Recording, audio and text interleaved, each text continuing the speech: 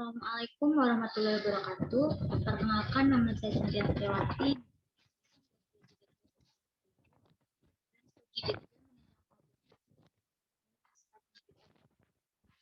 sini saya akan menjelaskan materi etika perpajakan tentang budaya dan etika dalam perusahaan.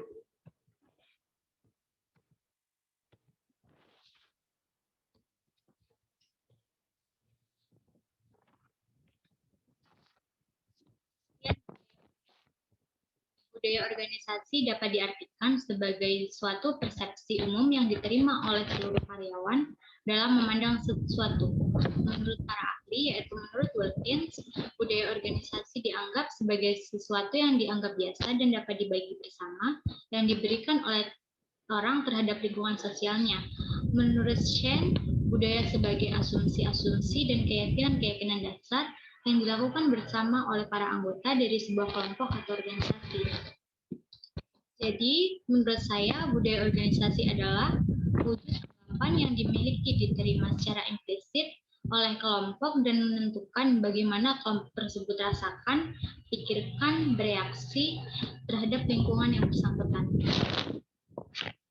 Manfaat budaya.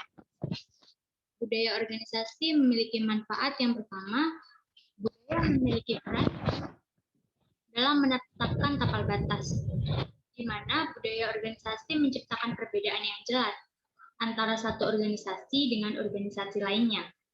Kedua, budaya membawa rasa identitas bagi anggota-anggota organisasi.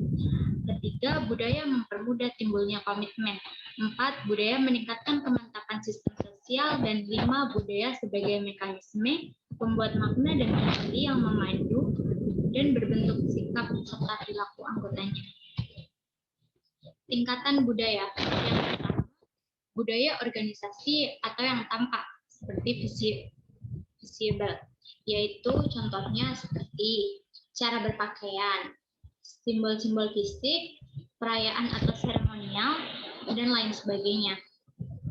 Yang kedua, budaya organisasi yang tak tampak atau invisible, yaitu seperti disiplin dan makna prestasi.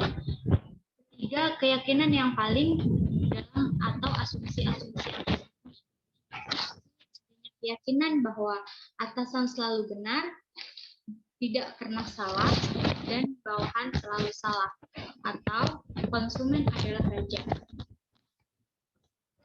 Fungsi budaya organisasi. Pertama, sebagai penentu batas-batas perilaku. Dalam arti menentukan apa yang boleh dan tidak boleh, mana yang baik dan tidak baik, dan juga menentukan mana yang benar dan mana yang salah. Kedua, menumbuhkan jati diri suatu organisasi dan para anggotanya. Tiga, menumbuhkan kepentingan bersama di atas kepentingan individu. Keempat, sebagai tali pengikat bagi seluruh anggota organisasi. 5, sebagai alat pengendali perilaku para anggota organisasi yang bersangkutan. Etika dan budaya. Etika seseorang dan etika bisnis adalah satu kesatuan terintegrasi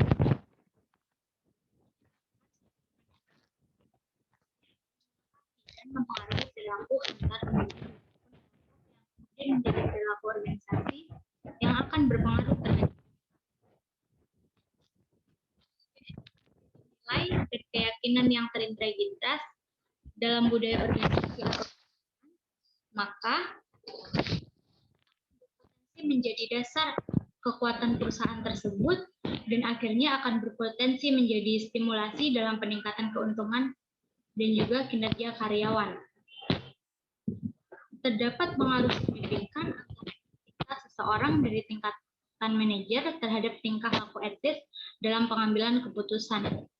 Kemampuan seorang profesional untuk dapat mengerti dan peka terhadap adanya masalah, etika dan potensinya sangat dipengaruhi oleh lingkungan, sosial, budaya, dan masyarakat di mana dia berada. Budaya perusahaan memberikan sumbangan yang sangat berarti terhadap perilaku etis. Perusahaan akan menjadi lebih baik jika mereka membudayakan etika dalam lingkungan perusahaannya.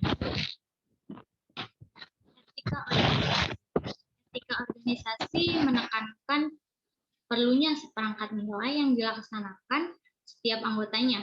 Nilai-nilai tersebut berkaitan dengan peraturan bagaimana seharusnya bersikap dan berperilaku yang baik.